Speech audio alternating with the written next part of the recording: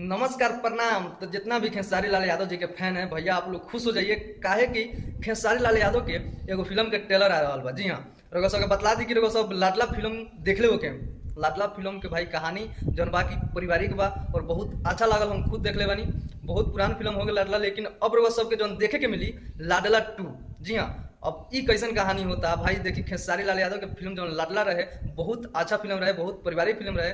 और लाडला 2 आवता तो हमारा पूरा भरोसा बा, पूरा विश्वास बा कि इहो फिल्म पारिवारिक होई। तो रउआ सबके बतला दी कि ये फिल्म के ट्रेलर आ रहा बा। जी हाँ, ट्रेलर रउआ सबके इंटरटेन रंगीला पर देखे के मिली। अब कहिया देखे के मिली ट्रेलर रउआ सबके, तब बतला देता नहीं कि भैया 14 अगस्त सुबह 6 बजे रउआ सब इंटरटेन रंगीला पर लाडला 2 के ट्रेलर देख सकता नहीं। काहे कि पोस्टर वह सब देखता नहीं कि खेसारी लाल यादव अपने फिल्म के माँ के साथ बहुत अच्छा से पोस्टर आयल बा। बहुत ट्रेलर कैसन हुई रउआ सब ट्रेलर देखे 14 अगस्त सुबह 6 बजे इंटरटेन रंगीला पर।